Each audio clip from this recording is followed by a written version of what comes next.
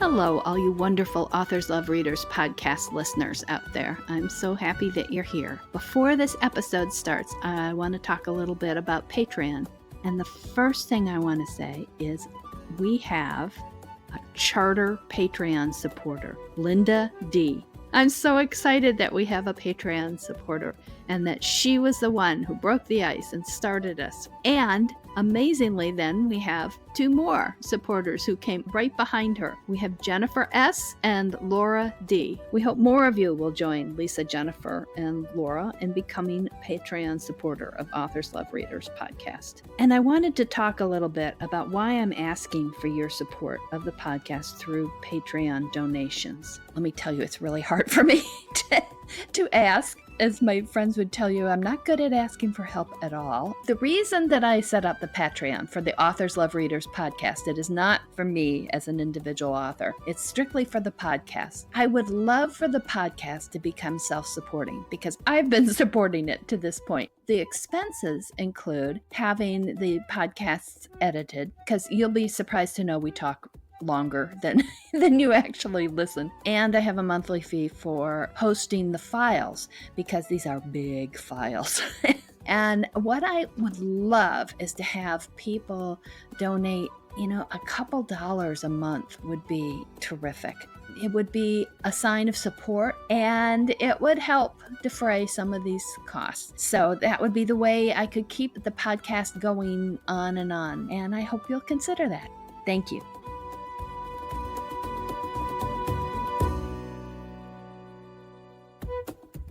Hi, welcome to this week's Authors Love Readers podcast, where we delve into the stories behind the stories. We're asking authors questions, some of them fun, some of them serious, and from their answers, you're going to learn things you never knew about the people who write the stories you love. My name is Patricia McLinn. I'm your host and designated question asker. Now, let's start the show. Hi, and welcome to this edition of Authors Love Readers podcast.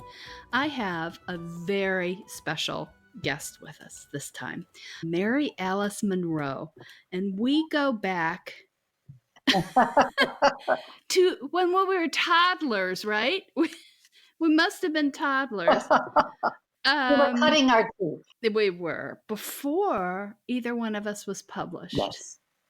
Yes, way back. And before internet, before any of that. Yes. And so we were both members of the Washington, D.C. Romance Writers group, great group.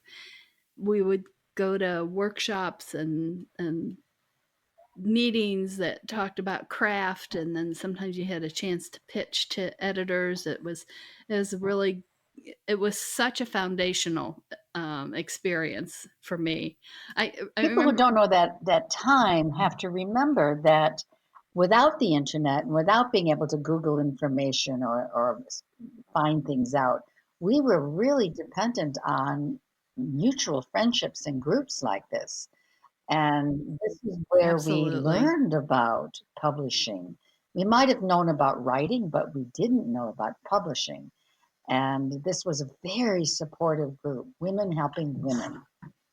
I remember the first meeting I went to, Karen Richards-Akers came up to me and asked, "What are you writing?" And I said, a book. What do you mean? What am I writing? I had no idea of the world I was entering. It was this whole world that I hadn't previously known existed. Well, did I ever tell you how I found out about it? The RWA? No. I was writing this historical romance, and I didn't know about publishing. So there was a notice at the Bethesda, Maryland library about a group, writers group, and there was going to be a presentation. So I got babysitters, and I went to the library, and there was a petite blonde woman whose name was Nora Roberts. And she was talking about getting people to join our chapter of RWA. And that's how I met Nora, and that's how I joined the group, because it was quite an entry. And Nora was not Nora Roberts back then. She was published, but not the giant in the industry she is today. So we all were young back in the day. It was a good time. It's also interesting because I went to a talk at the Arlington County Oh, Library, and Kathleen Gillis Seidel oh, was yes. giving the talk, and that 4 of us went up to her after the talk, and, 2 years later, 2 of us were published, and the other was, about to become president of the WRW. Wow. So that was a good haul, Kathy. It was. Well, I remember back then that it took me a long time to fall into what I wanted to write. And it was so, it was just such a learning curve that I became aware of the different genres. And when we had the writers retreat at Harper's Ferry, those were the best. And I ran that for Mm. 2 years or 3 years, I think. And the first couple of years, I remember just being overwhelmed to see editors from New York and agents come. And in fact, some of the assistant editors who came to our RWA meeting in Harpers Ferry, West Virginia, Uh-huh, uh-huh. became some of the, and still are some of the biggest executive editors in New York right now. So when I see them, it's like, hello, I remember you. Back when you were cutting teeth too. That was quite, that was a unique event too, Yeah, because the retreat was at this old yeah, hotel that legend had was it was. haunted. Oh, Did you ever encounter ghosts? absolutely. If you remember, we were up on the top floor. Anne Marie Rogers and I were up on, this was the top floor that nobody wanted because if you remember, it was really scuzzy when we went up there, like an attic. And Mhm. I had a room with Anne Marie Rogers, and adjoining me was Nora Roberts and, oh, Ruth. And then next to her was Patricia Gaffney and Mary Kay McComas. Mhm. And I remember that was a group up there, and we just decided to, take it up there. And that's where the ghosts were. I'm telling you right now. Nora would not go into my room because she was convinced that she was very sensitive to the other side. And I never heard anything. But one night, after we'd been there 5, 6, 7 years, I heard marching, marching, marching, marching. And it woke me up. Oh my And goodness. how in the middle of the night you don't quite know where you are? And I remember Yeah. yelling, just about getting ready to yell, actually, go to bed, thinking it was my kids upstairs. And I woke up and I realized, wait a minute, I'm in the attic, there's no one up there. So I thought it could be ghosts, but I went back to sleep. And then I heard it again and again. It woke me up, and it was to the left of me. And I looked out the window, and there's open space. So the next morning, I went down Oh. and I talked to the manager of the hotel, and she got up and closed the door so that no one else could hear.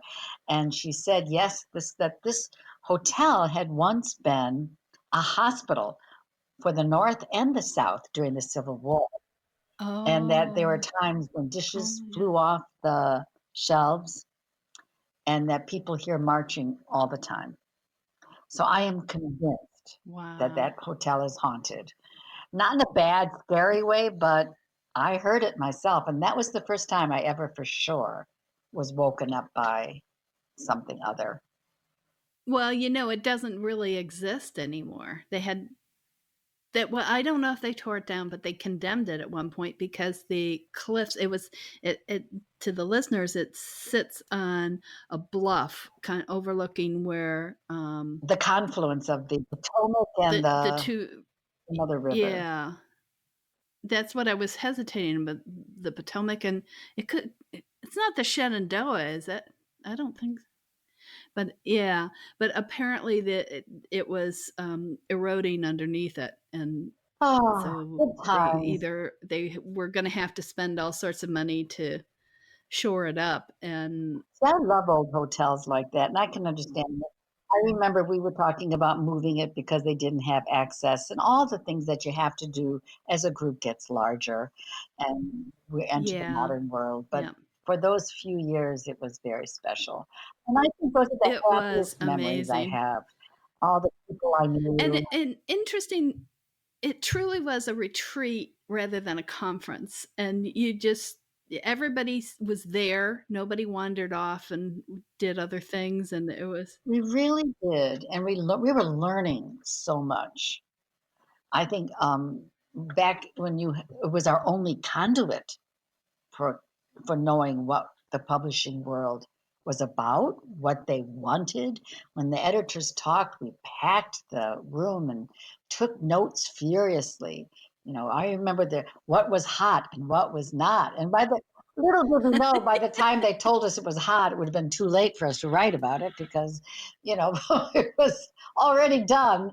But we were so hopeful, and it was a time of believing anything was possible. And we truly celebrated every publication. I have two directions I want to go now. So, well, I'm going to ask you one first. So you heard the marching, and that sort of leads me. Do you have any strong fears? And if you have them, do you use them in your Yes, I books? have PTSD about hurricanes. Speaking of hurricanes, my Ah, last book was about her. I've written a hurricane in 3 books. I've Since I moved here to the South 21 years ago, I live on a barrier island right outside Charleston, oh and boy, they're called barrier islands for a reason. And I've learned yeah. quite a bit over the last 20 some years about not only the environment, but about hurricanes. And I've lived through so many. And with climate change, I know, and this Dorian that's facing Florida right now, approaching, is a good example of what we're learning about hurricanes. With climate change, the intensity of the storm will increase as it goes over warm water. And this is a classic example of what they've been describing for the last couple of years. And it may not affect the number of hurricanes, but definitely the intensity. And that will be true for all storms. And they're becoming increasingly water events. So I'm afraid of it. I'm afraid of it in terms of being caught in a hurricane. I leave, I evacuate now. I don't stay where I used to stay. And Yeah. I don't take that chance. And I pack up what is dear to me. And what's dear to me are my canaries and my dogs, and that's about it. My husband joins me in his own car because you never leave a car behind, you take it with you. But we Yeah. just leave. The rest is just stuff. So I think natural Hmm. disasters, I have learned, is what I fear the most. Was there a specific storm that turned you from a stayer to an evacuator? Well, two, there was one when Hurricane Floyd came, was must have been about 2000, gosh, year 2000, I think. It was the largest evacuation in American history on our soil, and I was in it. And getting caught in traffic with fears of a hurricane hitting you on the highway was pretty frightening, and people running out of gas. They were true Mm-hmm. refugees. But since then, every single one of them, there's some incident like the trees breaking and falling, or just the velocity of the winds. It's just after a while, it's just one after the other. You just decide I've had it. So I bought a house up in North Carolina, and I said, no more, adios. But that's why I write about it. So, I think evacuation is going to be a major concern for all Americans, for every human on this planet in the next decade, as we face natural disasters and also droughts and food shortages. I think evacuation is going to be a big issue.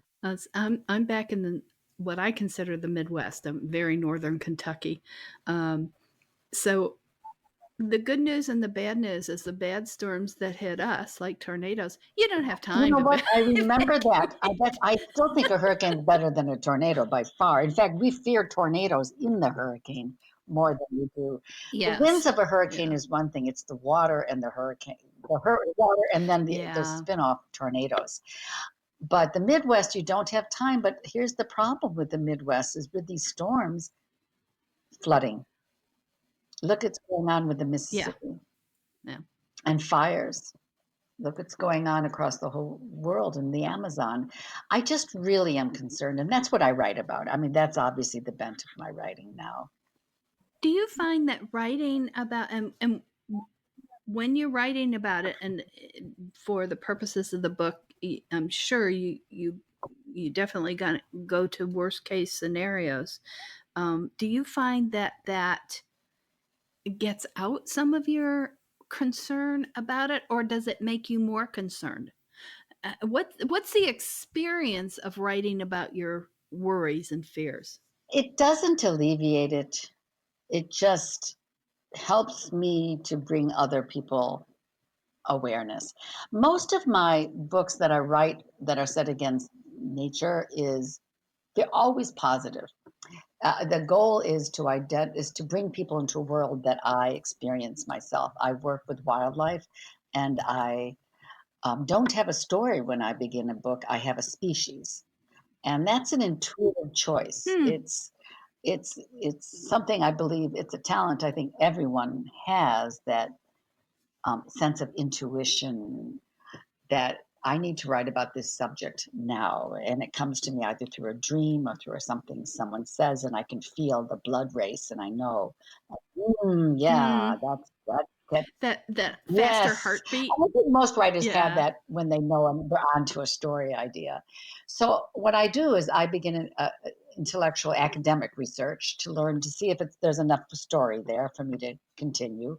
And once that happens, I do interviews, and then I find a location and I work with a species for sometimes 6 months, sometimes 6 years, and it Hmm. the story comes from what I experienced with the animals and also my connection with the species, because the whole goal of what I'm trying to do is to bring the readers into my experiential world. That if I connect with a dolphin or a whale or a sea turtle and the emotions that I feel, that's what I want my readers to feel. The learning is a bonus. I, no one reads my books to learn, but I think my readers now know that when they finish the story, they read it for the characters and what's going on in their lives and the love stories and the ups and downs, just like any other novel. But I think they now know that when they close the book, they will have learned something and something that's accurate. Nothing irritates me more than people who Mm. don't do their research accurately or misportray.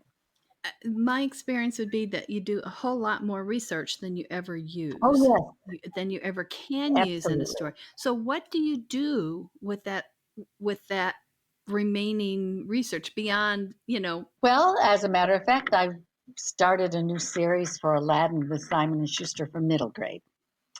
And so my first middle grade Ah, book will be out next year.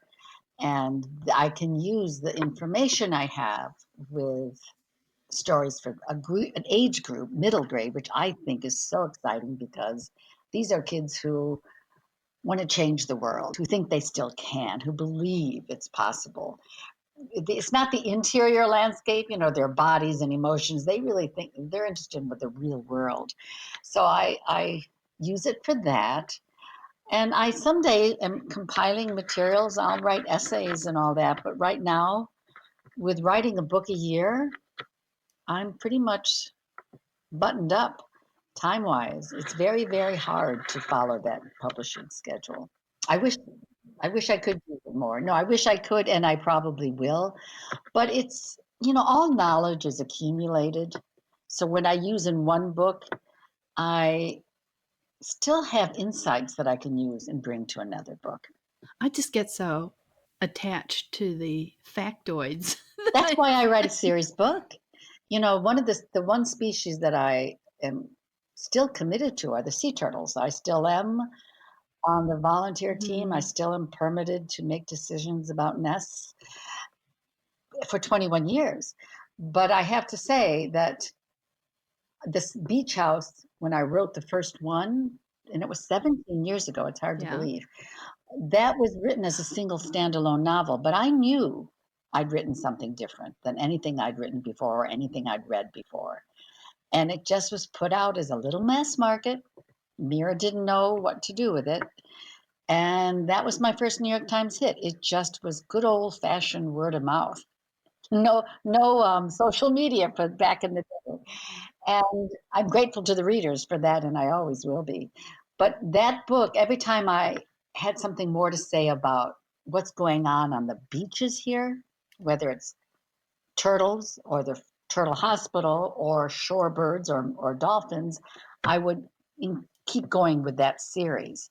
So that's why I'm up to 6 books now in that series. And I'm very grateful to have a series that people are crying for more. It's you keep thinking, "Are you sure you want another one?" Yes, please. And I'm both humbled and grateful and tickled because I love the people, like you said, you fall in love with your characters. And this is a family that I've lived with for 15 years.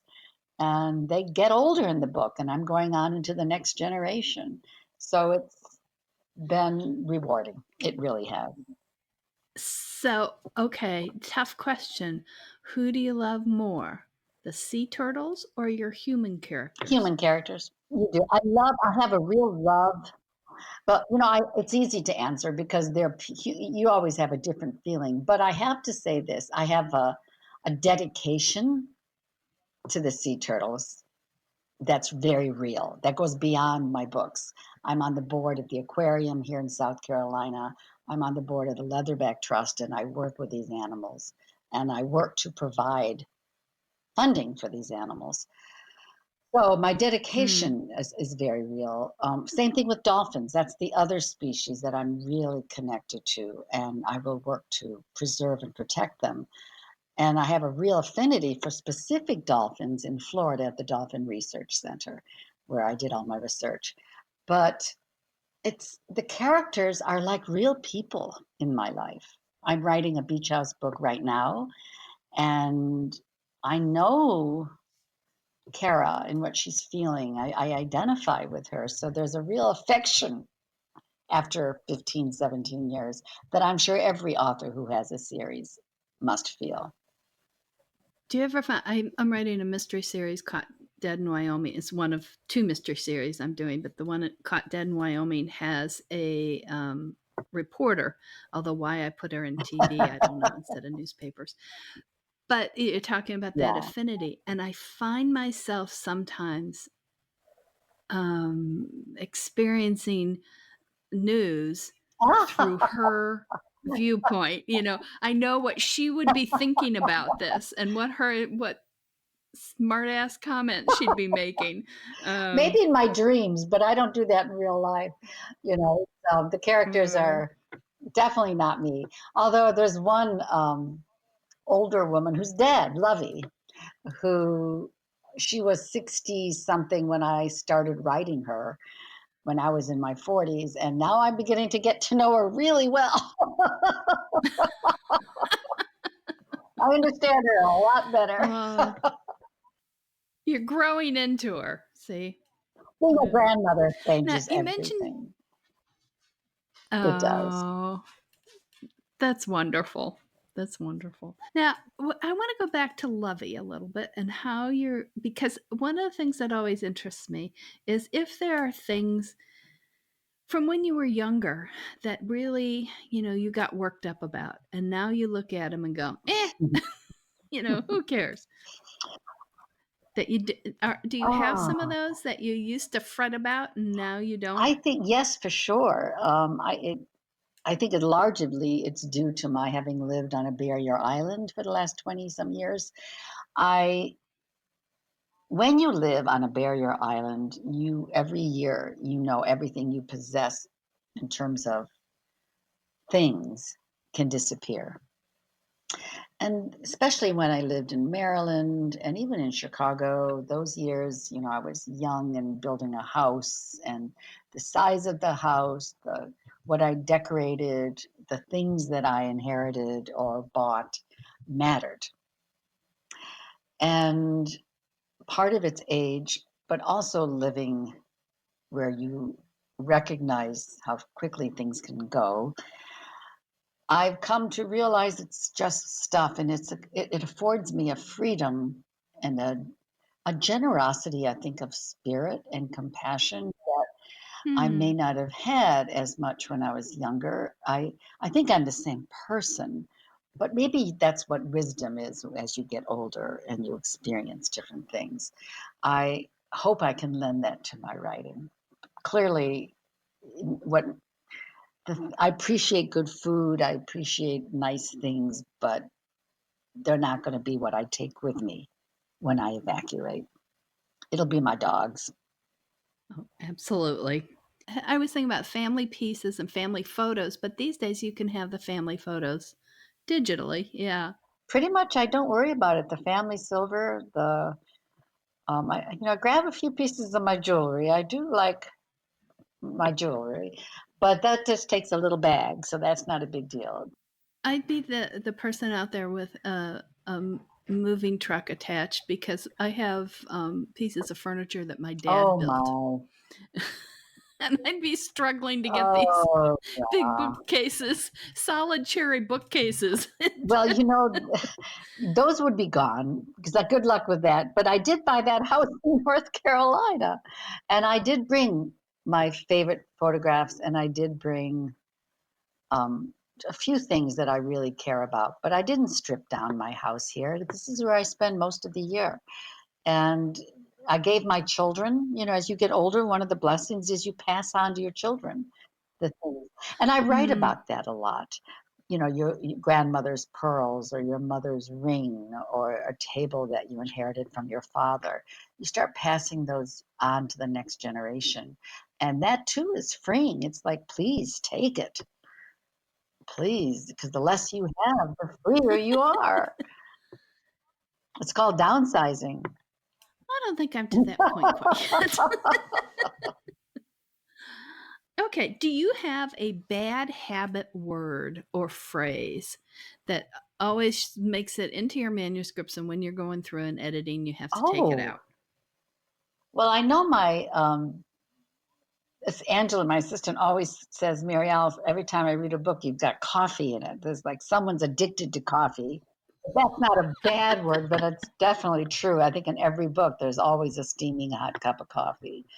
Um, I can't think of one off the top of my head. I remember incidents like, You want some yeah, of I mine? remember using the F bomb, and I got a lot of letters about it. And it was for a book about the shrimping industry, and I had an old shrimper. And I got to tell you, it's every other Oh, word is the F bomb, but I put yeah. one in at a heated moment, and it was a decision to put one in. And you'd have think I set the world on fire. I got so many letters. I'm never reading you again. So I wanted to say, please, you don't understand how many I didn't use. So what about you? Oh, bad habit words? I have a ton. Just Oh yeah, really just okay. I agree. um, Just I must take out 100 just. very I don't use as much, but just really Yeah, yeah. those are really big ones. Just. And then there's usually a different one for each book. I had one where I went through and I thought, my gosh, people are rolling their eyes every page. And I I remember when I was a younger writer, and I think this was with Mira. I remember I used to say she jerked her head, and my editor said, "My God, your characters are jerking left, right, and sideways. Stop." yeah. Yeah, but that's hard. So how has your how has the way you approach writing or approach a book changed from when you were first starting, Mm. whether you want to take it from before being published or when you were first published to now? Do you approach a book Yes, in well, a it's all different about way? experience and knowledge. When I was younger, I didn't, I always did the typical all the back history was dumped because you think, oh my God, the reader has to know all this before we begin. And over time, your craft sharpens and you know where to begin a novel. And for me, it's not, it's a decision point, and one part of it because I have the story outline in my head, and sometimes very soon after beginning, it's all scoped out. But that first sentence when I begin is a scary moment because I know Hmm. each book that I write has a different tone. I try to figure out how best to get my message across in this book. And so when I write that first sentence, it's when I'm ready to set the tone for the whole book. And it's Hmm. it's a very intense moment, and when I do, it's like bursting a bubble, and then the story comes out very fast, at least the first shitty draft. And after that, the rest is craft when you do revisions. But one of the issues of writing under the schedule that I have is that I have to write long and very hard without breaks.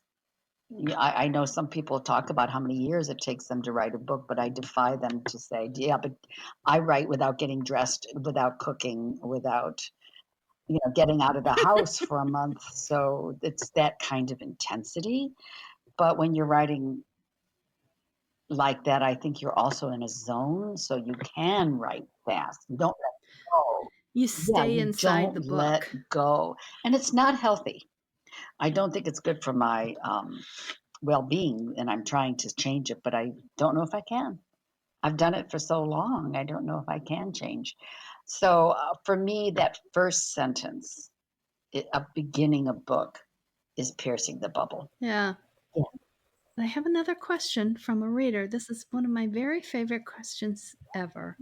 Um, if you could write a book with any author, alive or dead, who would you want to work with and why? Dead, it would be Charles Dickens. I don't think anybody can write description like he can. Yay, another And Dickens. he wrote to affect change in his life. So I truly admire and respect and adore him. And as a living writer, Delia Owens, because I've had the pleasure of getting to know her, and we're both really concerned with the environmental world. But her writing style is one I can feel akin to in that she's very detailed and just with her descriptions of nature, very beautiful. So I fell in love with her Mm-hmm. novel Where the Crawdads Sing, and I think I would love to write with her. I think we gel. Interesting. Okay. Which of your books, if somebody has never read any of your books, which one is the best place for this new to you reader? The Beach House. I think that's the one that was the first book I wrote where I made an absolute decision that I was going to try to tell a story through the power of story, help my readers become aware of the sea turtles, just what they can do to make a difference. But it's a story first. And I think I put my blood, heart, and sweat and tears into that book. And it's also a good, I mean, I don't think that other books maybe aren't better. I've written every book I write, you try to write the best book you can at that time. But that's a good introduction to at least my intentions as an author. So I would say that one. Well, that's lovely, Mary Alice. Okay, do you have a book that you feel is overlooked that maybe even your good fans aren't as aware of? Do you have an orphan book? An orphan book, probably Second Star to the Right. Still that okay, I wondered about that. Yeah, it's and Nora wrote a quote for that one, and I was that woman has been so good to me. Um, I think that's one of the most charming books I've ever written. There's a lot of charm. That's the right word. It's a bit of a fantasy, but it's also, my mother was dying when I wrote the book, Oh, and I was exploring the idea of other worlds, and it was a gift. I woke up in the middle of the night and I was given that idea of, it was just like a gift, a woman who thinks she's Peter Pan's Wendy. And I wrote that again very quickly. And I think people don't expect that from me. You know, they're used to what Mary Alice Monroe means in terms of environmentally biased book. You know, one that you're going to learn something about. yeah. This one was pure love story, pure fun. And if you know James Barry, you'll recognize lines that I pulled out and put them directly in the book. Oh, that's And wonderful. it was like plants for those people who Yeah. know Barry. So yeah, that's the one. Second Star to the Right, and it's now, you can get it from Mary Alice Monroe because Nora Roberts was right. Yeah. Big About surprise most there, things. right? Yeah. Okay, now we're gonna do my very favorite part. These are either ors. Okay. Okay, Rapid fire, either ors. Daisies or roses? roses, Appetizer or dessert? appetizer, Binge watch or make the watching last as long as possible? binge, baby, binge, Jigsaw puzzle or crossword puzzle? jigsaw, Hot air balloon or train trip? train trip, Leggings or sweats? leggings, Sailboat or motorboat? motorboat. Oh, now that surprises me. Okay. I get seasick. Ah, okay. It's the bane of my existence. Pickup or sports car? Sports car, Opera or show tunes? opera, Day or night? day, Paper plates or best china? best china, House decorating or gardening? gardening, Spring or fall? spring, Ice cream or cake? ice cream, Cat or dog? dog, Coffee or tea? coffee. Heels or slippers? Oh, I'm in that age where it's a little of both, but I love a good pair of heels. Okay, I'm going to make you pick this. But Winter Olympics or Summer Olympics? Oh, oh, gosh, that's hard. Summer, Mustard or ketchup? mustard. Nail polish or bare nails? Again, I'm shifting, but probably bare nails. And this is the last one. Grab the best first or save the best for last. Save the best for last. Ah, this has been so much fun, Mary Thank Alice. you, Patricia. Oh, it brought me back. I remember going through, we did a critique group, remember, where we didn't critique the work, but each one presented craft. And that was fun. I don't know how long it lasted, but it was really fun. I really learned, I think, more from that than anywhere. A So lot of memories. a lot. Thank you so much for joining us on Authors Love Readers podcast. And to the listeners, we'll be back with another episode soon. And in the meantime, wishing you lots and lots of happy reading.